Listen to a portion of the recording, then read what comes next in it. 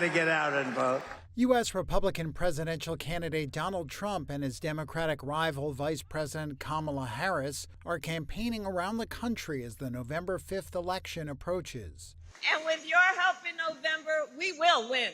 But the winner of the White House isn't decided by the popular vote. It's determined by which candidate can amass enough votes from what is called the Electoral College. When voters cast ballots for a presidential and vice presidential candidate, they are actually voting for a group or slate of electors. Each state in the U.S. is apportioned a certain number of electors. Nathaniel Burkhead is a professor of political science at Kansas State University. The way that it works is rather than having a national popular vote,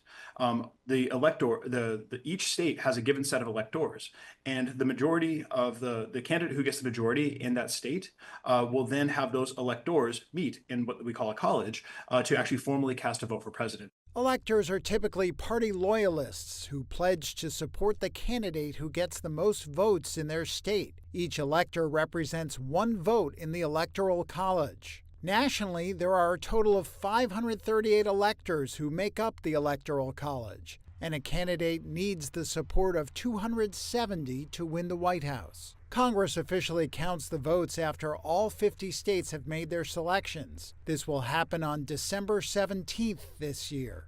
The votes for President of the United States are as follows. Joseph R. Biden, Jr. of the state of Delaware has received 306 votes. Donald J. Trump of the state of Florida has received 232 votes.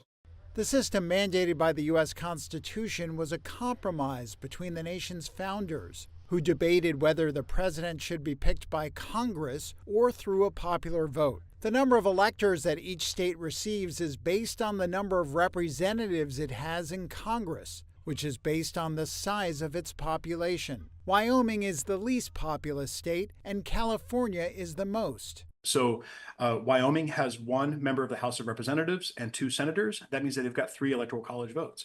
By contrast, California, which is very populous, has, I believe, 52 representatives and then 2 senators. So they have 54 Electoral College votes. Winning a state by a large margin is the same as winning by 1 vote. So campaigns tend to focus on states where a small shift can deliver all of its electoral votes. In the current election, battleground states include Pennsylvania and Georgia, among others. In 2000, Republican George W. Bush won the presidency but lost the popular vote. In 2016, Republican Donald Trump did the same, sparking calls for reforms to the winner-take-all system of electoral college votes in all but 2 U.S. states. Congress tried to repair flaws that were exposed after the 2020 election, when Trump falsely claimed he won and protesters stormed the Capitol seeking to overturn the result. In 2022, Congress passed the Electoral Count Reform Act to clarify that each state's governor or other official chosen by the state will certify the state's election results before they are delivered to Congress. Abolishing the Electoral College would require a constitutional amendment.